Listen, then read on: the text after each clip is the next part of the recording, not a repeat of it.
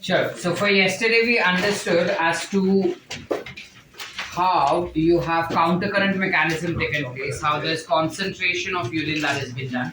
We go a step more ahead today and understand how exactly kidney ka function is been regulated. Okay. But before understanding that, we have to understand the concept of juxtaglomerular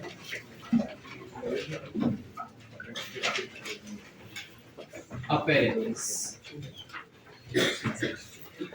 There is something called as juxtaglomerular apparatus. अब ये juxtaglomerular apparatus exactly होता क्या है? तो हमारा जो kidney के nephrons होते हैं, हम अब तक जो पढ़ते थे वो कुछ ऐसे हम देखते थे, ठीक है? ये हम एक्चुअली उसको बाहर निकाल के खोल के पूरा ऐसा सुकून से we used to study what section is what. But originally अगर तुम देखो कि नेफ्रॉन्स जो होते हैं वो किडनीज में कैसे दिखाई देते हैं या कैसे अरेंज्ड होते हैं, तो नेफ्रॉन्स किडनी के अंदर कुछ ऐसे अरेंज्ड होते हैं. This becomes its glomerulus. This is Bowman's capsule. This becomes PCP, which is highly coiled. This becomes Henle's loop. And this is again a DCD. And then you have a collecting duct. समझ पा रहे? कुछ इस प्रकार orientation होता है. Where your glomerulus and your DCT are always in very close proximity to each other. Close proximity मतलब काफी नजदीक arranged होते हैं वो एक दूसरे के. तो अगर मैं सिर्फ इतने जंक्शन को जूम करके देखूं, इतना सा पार्ट, ठीक है? तो let's say this is the glomerulus that I'm having.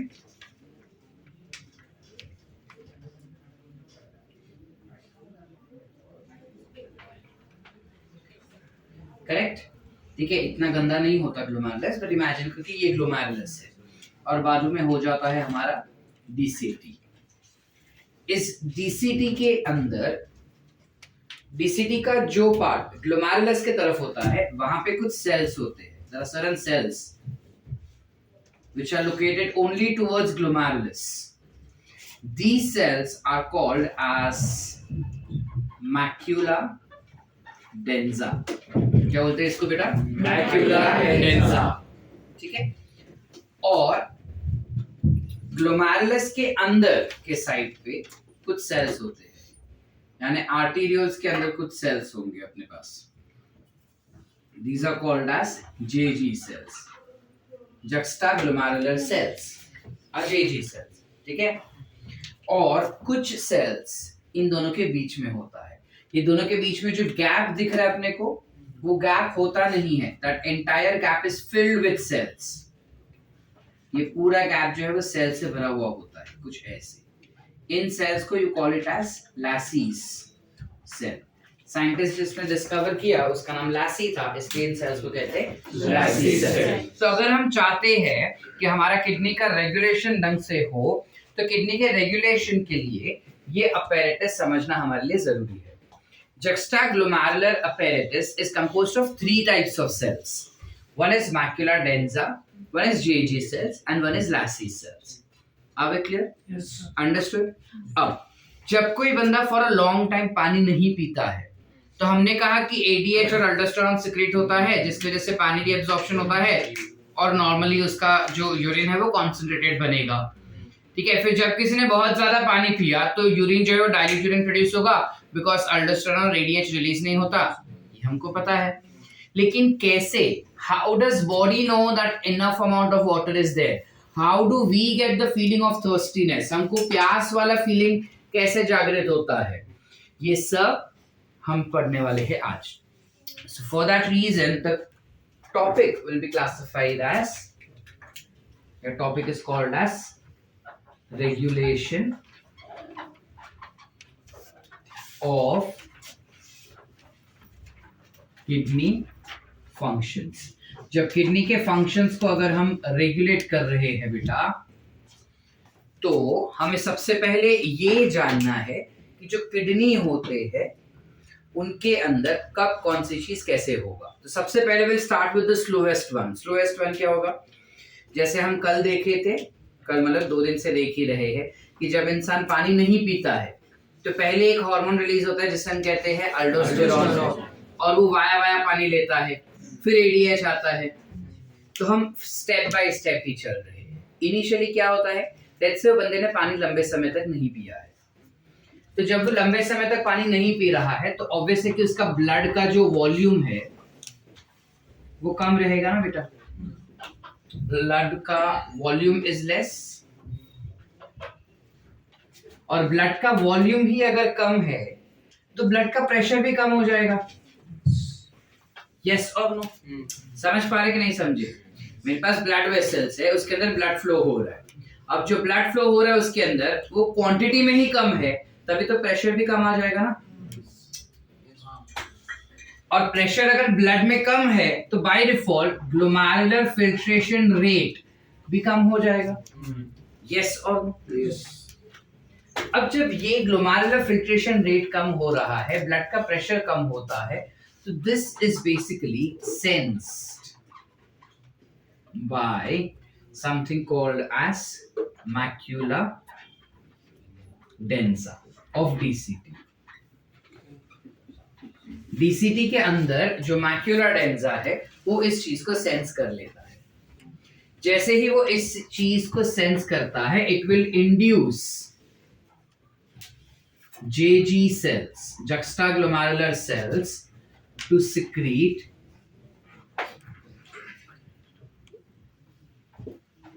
JG cells to secrete renin।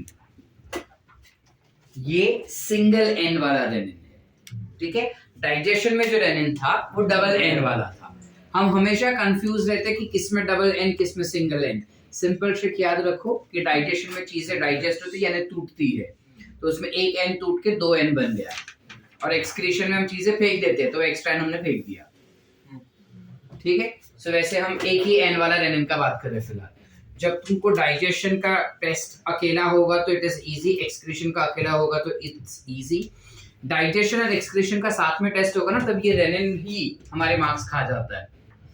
तो जब रेनिन टर्म आएगा ना तब 2 मिनट रुक जाना, उधर घाई घाई में सॉल्व नहीं करना, देख लेना कौन सा वाला रेनिन है, डबल एन वाला या सिंगल एन। डबल एन मतलब वो डाइजेस्ट हो चुका है तो 2, सिंगल एन मतलब हम फ्लश आउट कर चुके हैं, मतलब एक्सक्रीशन, ठीक है। अब ये रेनिन क्या काम करता है, ये जो रेनिन होता है ना बेटा, this will convert a particular chemical called as angiotensinogen into angiotensin.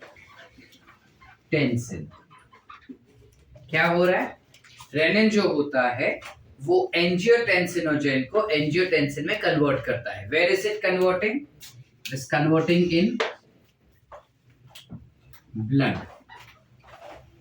ये कन्वर्जन वो कर रहा है ब्लड में, और ब्लड में भी अगर हम देखें तो एक्चुअली वो करता है लिवर के अंदर ये कन्वर्जन, ठीक है। लेकिन हमारा एनसीईआरटी बोल रहा है कि ब्लड में ही हो जाता है, सो हम कंसीडर ब्लड में ही करेंगे, but ideally it occurs in liver, ठीक है। लेकिन हमारा एनसीईआरटी क्या बोला, तब याद क्या रखेंगे, किधर हो रहा है ये, किधर ब्लड, किधर हो रहा है, किधर हो रहा है, किधर हो रहा है, angiotensinogen. This is an inactive form that gets converted to its active form, which is angiotensin. To be very very specific, it is angiotensin 1. ये वाला फॉर्म क्या था बेटा, इनएक्टिव फॉर्म था, जो कन्वर्ट हो गया एक्टिव फॉर्म में। ये एक्टिव फॉर्म जो होगा ना वो आगे अभी ब्लड में है ना, तो ब्लड से जाएगा हार्ट के पास, हार्ट से जाएगा लिवर के, अपना लंग्स के पास। जब वो लंग्स में जाता है तब angiotensin 1 gets converted to angiotensin 2. Angiotensin 1 gets converted into angiotensin 2. Where is this happening? In the lungs. किधर हो रहा है, lungs. क्यों lungs में? Because इसको convert करने वाला जो एंजाइम है ACE, angiotensin converting enzyme, ये एंजियोटेंसिन कन्वर्टिंग एंजाइम जो है वो लंग्स में दिखाई देते हैं, इसलिए कन्वर्जन भी अपने को कहां दिखाई देगा बेटा, समझ रहे हम क्या बोल रहे हैं। उस बंदे ने ना पानी नहीं पिया, नीनाद करवा चौथ व्रत, उसने पानी ही नहीं पिया, व्रत वो रख रहा है, खुशी तेरे को हो रही है श्रेयस, हैं? मीनाट क्या झोले? चल सिनेरियो क्या है कि चलो व्रत रखा है, पानी नहीं पिए लंबे समय तक, ठीक है, या फिर सर ने इतना ज्यादा लंबा चौड़ा अपने को लेक्चर दे दिया है, 3-4 घंटे का लेक्चर नॉन स्टॉप बैठे और इधर पानी नहीं है, अब पानी नहीं है, बॉटल में भी पानी नहीं है, तो बिना पानी के बैठना पड़ रहा है अपने को इतना लंबा समय तक, तो ऑटोमेटिकली क्या होगा, हमारा ब्लड का वॉल्यूम कम हो जाएगा, ब्लड प्रेशर कम हो जाएगा, जीएफआर कम हो जाएगा। जीएफआर कम हुआ जो वो मैकुलर एंजाइम सेंस कर लेगा और जेजी सेल्स को रेनिन सिक्रेट करवाएगा। ये रेनिन जो है वो एंजियोटेंसिनोजन को एंजियोटेंसिन में कन्वर्ट करेगा। वो एंजियोटेंसिन 1 जो है वो हार्ट में जाएगा, हार्ट से लंग्स में जाएगा, लंग्स में उसका कन्वर्जन कराएगा फ्रॉम 1 to 2, ठीक है। ये जो 2 है, क्या हुआ, कुछ बोला था, पता है मेरे को, अच्छा पढ़ा था मैं। ये जो एंजियोटेंसिन 2 है ये 2 काम करवाएगा। व्हाट इज द 2 काम? पहले तो it will be responsible for vasoconstriction. What do we understand by vasoconstriction? Blood vessels को constrict करना। अब ये क्या करता है कि हमारा जो किडनीज होते हैं ना, उसमें से जो रीनल आर्टरी है, ये इस रीनल आर्टरी को नैरो कर देता है। जब रीनल आर्टरी को नैरो कर देगा तो ऑब्वियसली प्रेशर बढ़ेगा ब्लड का, और वहां से ज्यादा प्रेशर आया तो आर्टेरियोल में तो आएगा ही आएगा। आर्टेरियोल में अगर प्रेशर आया तो my glomerular filtration rate will obvious है। सो क्या हो गया, पहले तो अपना ब्लड प्रेशर इंक्रीज हो गया, इसके साथ साथ जीएफआर भी हमारा इंक्रीज हो गया, आसान हो गई चीज हमारे लिए, ठीक है। ब्लड वॉल्यूम अभी तक नहीं बढ़ा है हमारा, ठीक है, उसको बढ़ाना है हमको। तो वो कैसे बढ़ता है? ये जो एंजियोटेंसिन होता है, it acts on adrenal cortex which is responsible for secretion of aldosterone, which will act aldosterone release या secretion, which will act on DCT to absorb Na+ और Na+ के बाद बाय डिफॉल्ट पानी भी एब्जॉर्ब हो जाएगा। पानी एब्जॉर्ब हो गया तो ब्लड वॉल्यूम जो था वो भी इंक्रीज हो जाएगा, ठीक है। बताता हूं, पहले इधर आते हैं एड्रिनल कॉर्टेक्स पे। क्या सीन है बेटा अपने को कि जो हमारा किडनी होता है, कुछ ऐसा किडनी है, इस किडनी के ऊपर कुछ ऐसा टोपी रहता है ऐसे, which is basically a type of gland। एक ग्लैंड है जो रीना के ऊपर, सो एड्रीनल ग्लैंड है, this is called as adrenal gland। Reena को ऐड किया हुआ, रीना मतलब लड़की नहीं रे गौरव, ये रीना किस रीना का बात कर रहे हैं आप पर? किडनी के ऊपर, so it is adrenal gland। ये एड्रिनल ग्लैंड को अगर हम जूम करें ना बेटा, तो उसके 2 रीजन्स होते हैं कुछ ऐसे, बाहर वाला कॉर्टेक्स, इनर वाला मिडल वाला, सिंपल। तो जो कॉर्टिकल रीजन है ना, एड्रिनल कॉर्टेक्स कहेंगे हम उसे।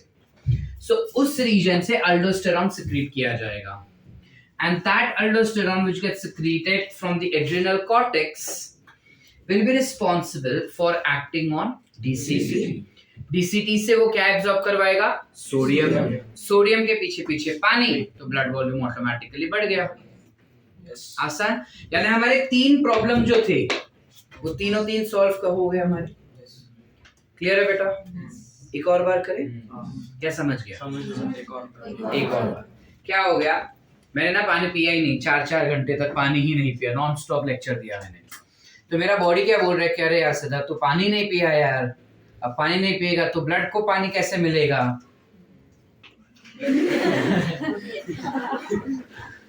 ब्लड को पानी कैसे मिलेगा? ठीक है, अब मैं बोला नहीं मैं पानी नहीं पी सकता इस वक्त फिलहाल, बिकॉज मैं ऑन गोइंग हूँ, रिकॉर्डिंग चालू है, ठीक है, और बच्चे भी इतना एंग्रोस होके सुन रहे हैं, तो इस वक्त तो मैं पानी नहीं पी सकता। ये नालायक बोले पानी पी के मेरे को बट मैं इस वक्त पानी नहीं पी सकता, ठीक है। सो मेरा बॉडी क्या बोलते हैं कि ठीक है फिर एक काम करिए, ये चीज ना डीसीटी ने नोटिस कर लिया है, तो डीसीटी का मैकुलर एंजाइम जो है वो एक्टिवेट हो गया है। तो मैं बोला ठीक है, फिर उसके पास से काम करवा टेम्पररी, जब तक मेरे को ब्रेक नहीं मिलता पानी पीने का। तो मैक्यूला डेंजा ने मेरे किडनी में क्या किया, मैक्यूला डेंजा ने जेजी सेल्स को बोला कि रेनिन सिक्रेट करवाओ, चलो, तो वो रेनिन सिक्रेट किया। अब ये रेनिन क्या कर रहा है, फट फट फट एंजियोटेंसिनोजेन को एंजियोटेंसिन 1, एंजियोटेंसिन 1 से एंजियोटेंसिन 2, ये 2 जो है वो पहले तो मेरे एड्रीनल ग्लैंड से अल्डोस्टेरॉन सिक्रीट करवा सकता है, ठीक है, जिस वजह से डीसीटी पे एक्ट करके वो पानी और सोडियम आयंस का एब्जॉर्प्शन करवाएगा, तो ब्लड वॉल्यूम मेरा बढ़ जाएगा।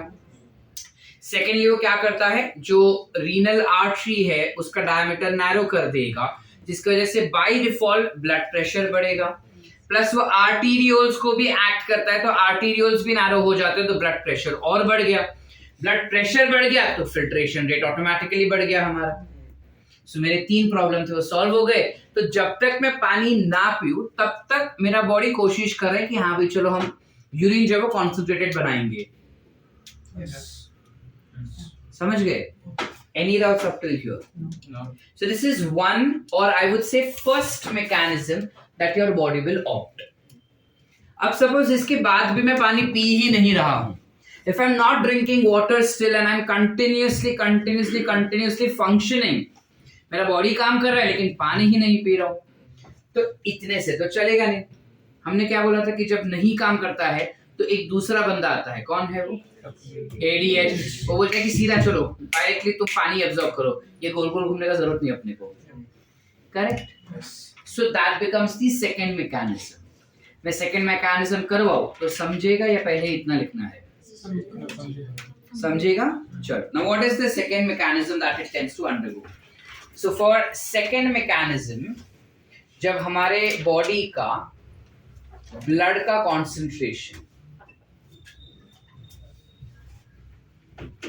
व्हेन बॉडी के ब्लड या फिर फ्लूइड का कॉन्सेंट्रेशन इंक्रीज हो जाता है, कॉन्सेंट्रेशन अगर इंक्रीज हो गया तो मैं कह सकता हूं कि ब्लड का जो वॉल्यूम है वो कम हो गया है।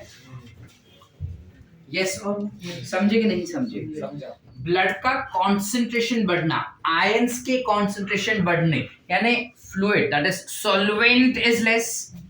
यस और नो? सॉल्वेंट रिड्यूस हो गया मेरा, तो ये सॉल्वेंट रिड्यूस हो गया यानी ब्लड वॉल्यूम कम हो गया, जिसका मतलब ब्लड प्रेशर कम हो गया, जिसका मतलब GFR भी कम हो गया।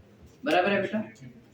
अब ये जो कॉन्सेंट्रेशन इंक्रीज हुआ है ना हमारे ब्लड का या फिर हमारे बॉडी फ्लूइड्स का, बॉडी फ्लूइड्स मतलब क्या, पसीना नहीं, बॉडी फ्लूइड्स यानी हमारे इंटरस्टिशियल फ्लूइड, लिम्फ।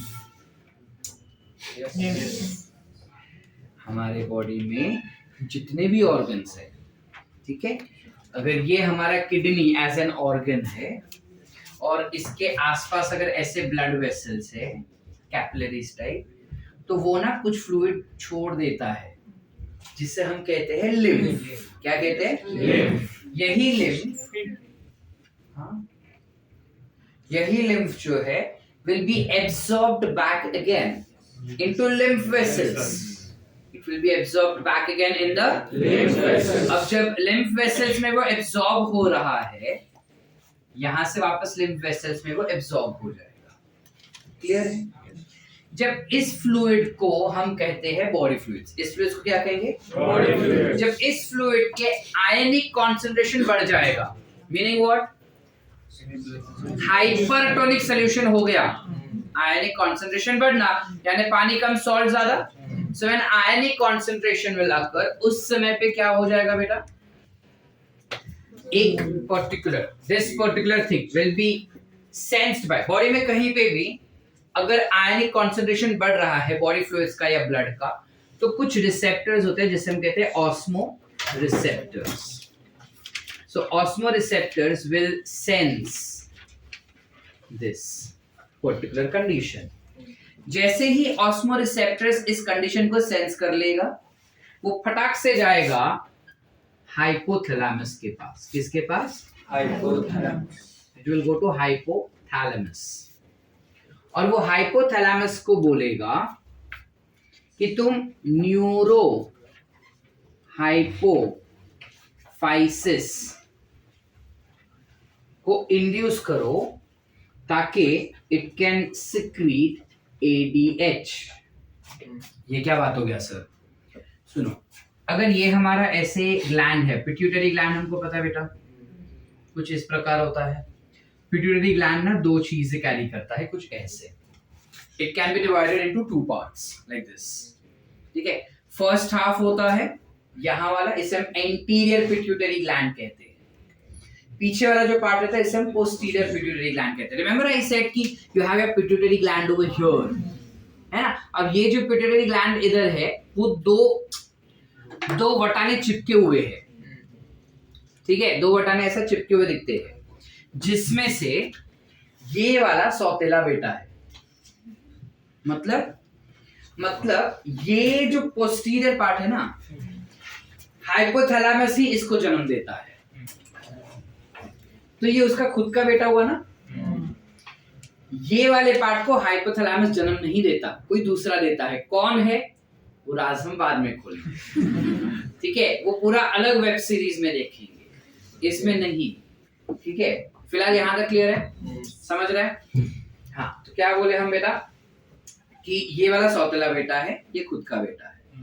ये जो सौतेला बेटा होता है उसके पास से ये सारा काम करवाएगा हार्मोन सिक्रीट करवाने का।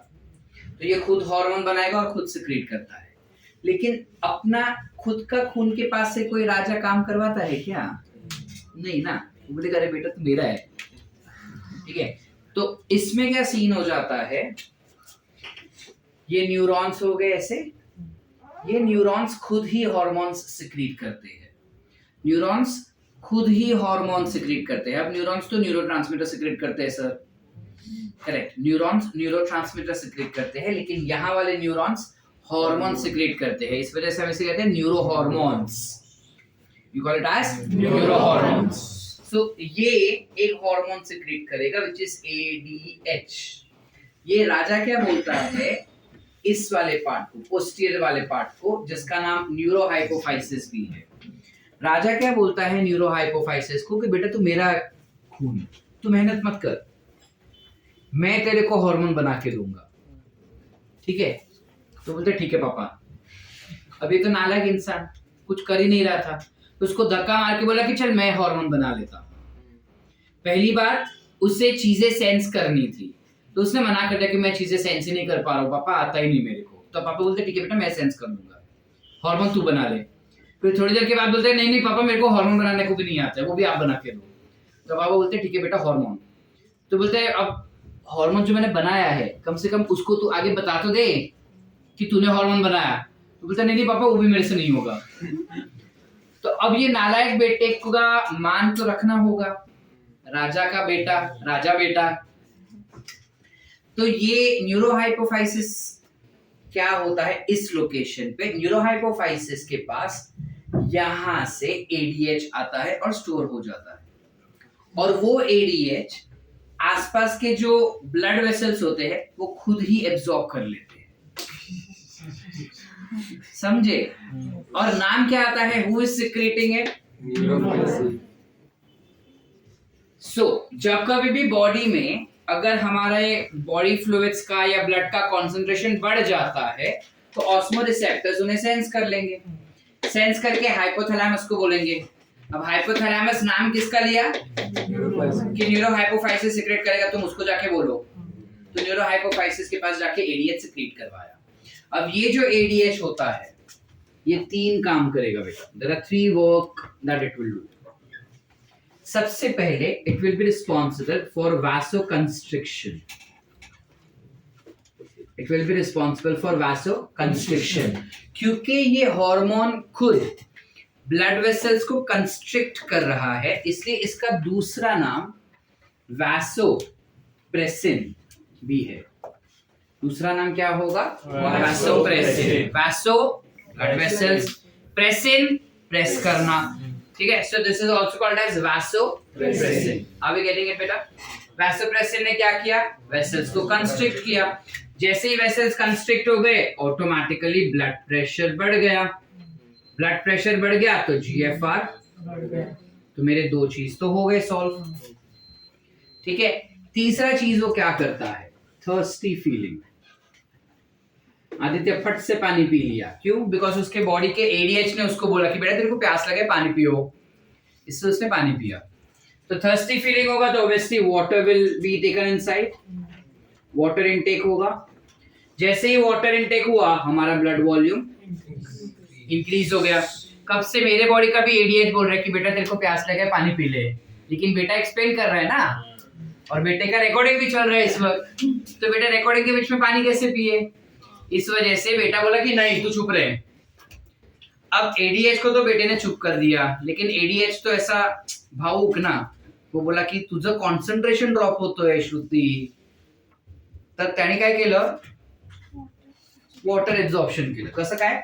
तो माझ्या किडनीचा डीसीटी कडे गेला आणि डीसीटी ला काय सांगतोय, वॉटर एब्झॉर्ब करा भाऊ, तू पाणी नाही पिणार आहे। वॉटर एब्जॉर्प्शन झालं तर by default blood volume will increase. तो मेरे 1 2 3 सारे पॉइंट क्लियर। और जैसे ही पानी आया ऑटोमेटिकली ब्लड का कंसंट्रेशन या फ्लूइड का concentration will drop. Problem solve. Any doubts बेटा? वंस अगेन और अंडरस्टूड? पक्की बात? Both? Any doubts up till here? इतना लिखे पहले, चलो।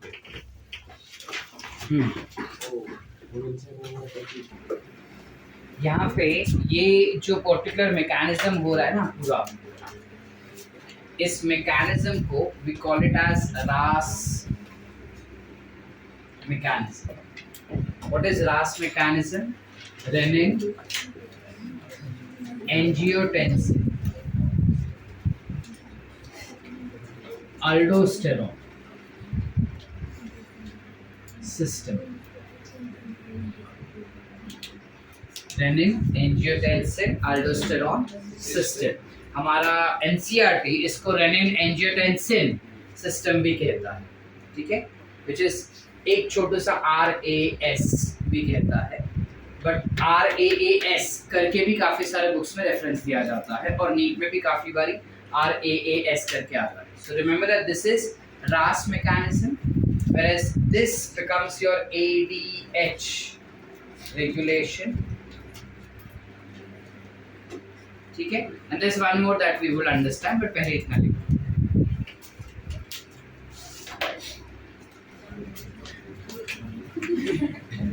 Now what happens is अगर हम ADH और अल्डोस्टेरोन को हमारी बॉडी में सिक्रीट होने ही देंगे कंटिन्यूअसली, तो अल्टीमेटली एक पॉइंट पे क्या हो जाएगा कि हमारा ब्लड प्रेशर बहुत ही ज्यादा हाई हो जाएगा।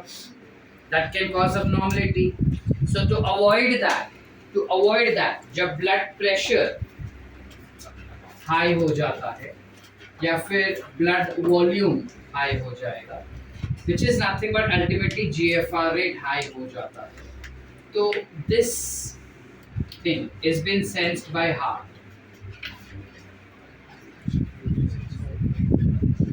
हार्ट इस चीज को समझ लेता है कि ओ ब्लड वॉल्यूम बढ़ गया, ठीक है, तो बहुत ज्यादा ब्लड आ रहा है। अब तो बहुत ज्यादा ब्लड आ रहा है, ये सेंस कौन करेगा? Atria of heart.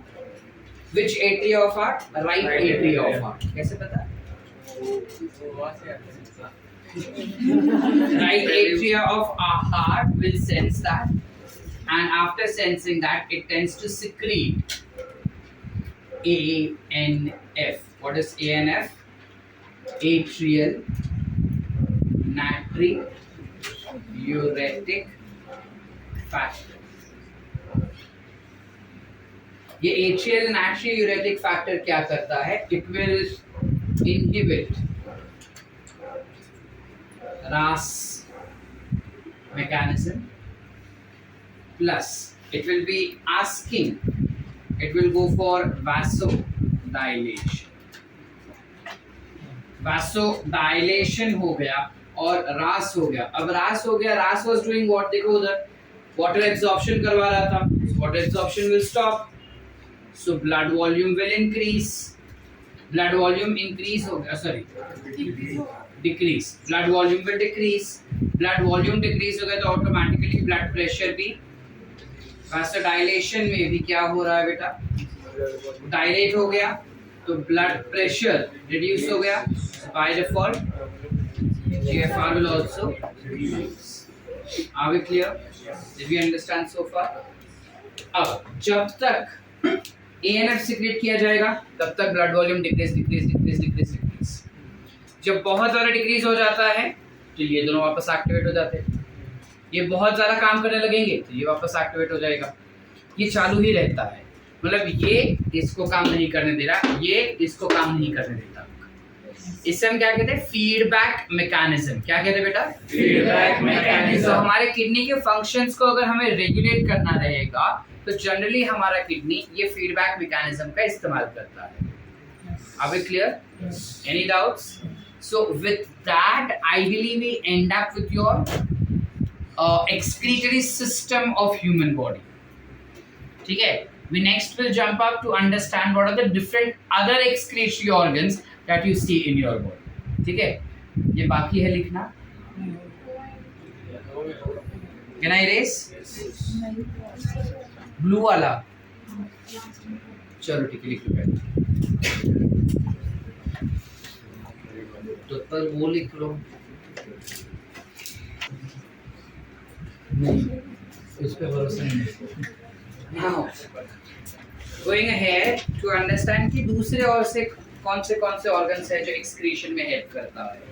तो दूसरे ऑर्गन्स में सबसे पहले you have something called as lungs. Kasakaisa. Lungs will excrete CO2 from the body. Somewhere around 200 ml of CO2 is excreted per minute from our body. 200 ml का CO2 हमारे body से excrete किया जाता है एक मिनट में. ठीक है, so it plays a role of excretion. Apart from that, you have liver as an excretory part. How? It's an excretory organ that tends to excrete bilirubin, biliverdin. इसके अलावा कोलेस्ट्रॉल, फिर broken down products of cholesterol which will be different types of sterols basically, या फिर lipids can be excreted by liver. ठीक है? हाँ, thank you. Apart from that, you also have saliva as an excretory organ which tends to excrete some amount of urea. Very less quantity में, but it do excrete urea. How sir? देखो, saliva जो बनेगा वो हमारे blood से ही fluid लेके बनाया जाएगा. So जब blood से fluid लेके बनाया जा रहा है, blood में से जब पानी excrete या पानी निकाला जाता है, nutrients निकाले जाएंगे, enzymes निकाले जाएंगे, तब उस समय पे यूरिया भी उसके अंदर चला जाता है. समझे? So that's how urea excretions में help किया जाएगा वो. Apart from that, you have skin which will have two types of gland present in it. You have sweat gland and sebaceous gland. Sweat gland obviously sweat secrete करेगा, जिसमें पानी excrete किया जाएगा, salt excrete किया जाएगा, फिर अगर पसीना कभी टेस्ट किया तो खट्टा भी होता है तो लैक्टिक एसिड रहेगा, उसके अंदर यूरिया भी रहता है. ठीक है, एक्सेट्रा. ये सारी चीजें एक्सक्रीट की जाती है. ठीक है, तो स्वेट जो होता है वो आइडियली हमारे बॉडी में इसलिए एक्सक्रीट किया जाता है क्योंकि जब बहुत गर्मी होता है ना तब पसीना निकलता है, ताकि वो हमारे स्किन के ऊपर रहे और स्किन को थोड़ा ठंडक पहुंचाए. तो वो ठंडक पहुंचाने के साथ साथ एक्सक्रीशन का भी काम कर लेता है, बिकॉज यूरिया भी सिक्रेट होता है उसमें.